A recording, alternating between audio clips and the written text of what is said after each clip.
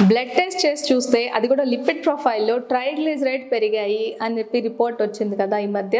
Triglycerides అంటే ఇదొక simple lipids అండి.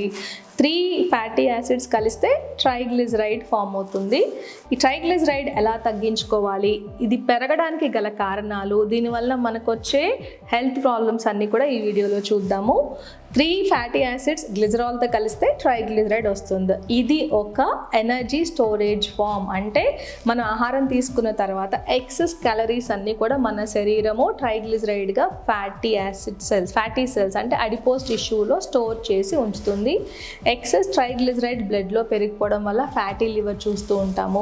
అందరూ అంటూ ఉంటారు కదా, ఆయిల్ ఫుడ్ తగ్గించేస్తే ట్రైగ్లిజరైడ్ లెవెల్ తగ్గిపోతుందండి. అది ఒక్కటే సరిపోదండి. ఎందుకంటే కార్బోహైడ్రేట్స్, అది కూడా సింపుల్ కార్బోహైడ్రేట్స్ అంటే ఎవరైతే కూల్ డ్రింక్స్ తాగుతారో మరియు వైట్ రైస్, మైదా, ఈ బేకరీ ప్రోడక్ట్స్, స్వీట్స్ ఎక్కువగా తిన్నా కూడా ఈ ఎక్సెస్ కార్బోహైడ్రేట్స్ కూడా మన శరీరంలో ఫ్యాటీ యాసిడ్గా మారిపోయి ట్రైగ్లిజరైడ్ ఫామ్లో స్టోర్ అవుతుందన్నమాట.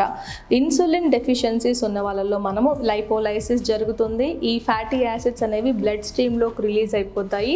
అథెరోస్క్లెరోసిస్ అంటాము. అంటే హార్ట్ బ్లడ్ వెజల్స్ మరియు బ్రెయిన్లో ఉండే బ్లడ్ వెజల్స్ బ్లాక్ అయిపోయి హార్ట్ అటాక్, స్ట్రోక్స్ రావచ్చు.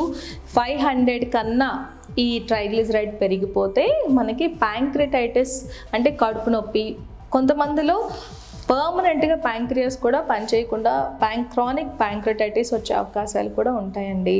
మరి ఇంత హానికరమైన ట్రైగ్లిజరైడ్ని తగ్గించుకోవాలంటే సింపుల్ చేంజెస్ చేస్తే చాలు. అందులో మొదటిది, ఎక్కువగా ఒకేసారి ఆహారం తినకండి. అంటే స్మాల్ మీల్స్ తీసుకోవడం వల్ల మనకి ఆ ఫ్యూ అవర్స్కి సరిపడా క్యాలరీస్ వస్తాయి. ఎక్సెస్ క్యాలరీస్ ఉండవు కాబట్టి బాడీ ఫ్యాటీ యాసిడ్స్ని తయారు చేసుకోదు.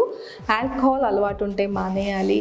రెగ్యులర్గా వ్యాయామం చేసినా కూడా ఈ ట్రైగ్లిజరైడ్ లెవెల్స్ తగ్గిపోతాయి.